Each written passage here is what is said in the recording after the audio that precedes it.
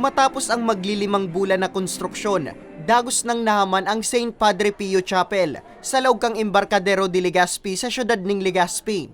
Kang nakaaging Biyernes kang formal nang buksan ang kapilya sa publiko. Kasabay kang pagbubukas, ginibuman ang pinakaprimerong banal na misa na pinanginota ni Father Levi Quitasol as inatindiran man mismo kang mga tao sa likod kang konstruksyon kang kapilya. Sigun sa marketing head kang business center na si James Alejandro Tawag, saro sa pinakaobheto kang pagkakamukna kang kapilya, iyo ang matawan ang mga katolikong deboto, ning mas komportabling lugar na paghurup-hurupan. Kumbaga na ang Old Chapel kang Embarcadero, nayaon dyan sa may dating location niya, na-destroso ito kang nakaaging kalamidad. Kaya ining Chapel kang Embarcadero, nirelocate duman po sa area na kung saan medyo safe siya from calamity. Kasi itong dati kaya nasa may gilid talaga kang dagat and dito inawasan. Pag nakukusog si Hukol, delikado po talaga siya, especially pag may typhoon.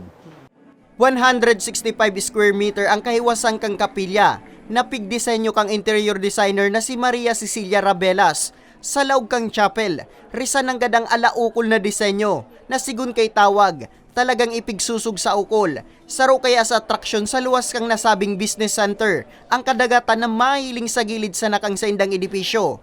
Air-conditioned man ang kapilya. Mo sa spirit actually, no? Kasi magayunon talaga si pa-conceptualize kay ning Chapel Embarcadero dedicated to St. Padre Pio. And then, so mind kang artist kay ni, talagang nakafocus din siya kung saan located sa Embarcadero kasi Embarcadero baga is waterfront.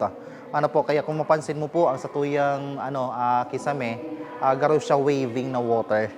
Kang nakaaging Pebrero kang puunan ang patrabaho. Petsa 15 ngunya na bulan kang ini ang mahaman, kaya kaning makaakomodar ning sanggatos na katawo.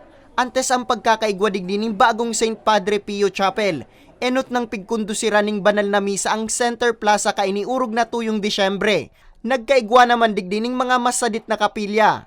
We strictly implement na dili po sa loob ng chapel, wala kayo mag-smoke, vape man yan, or cigarettes yan, syempre bawal po talaga yan. Then, observe ta po ang silence habang nasa laog po kita, tanganing di kita makadistorbo sa mga namimibi man na iba.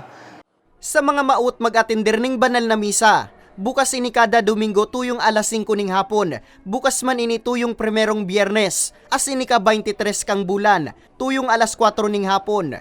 Makukuha ang St. Padre Pio Chapel sa ground floor kang Embarcadero de Legazpi. Para sa mga baretang tatak Bicol, Nomer Corporal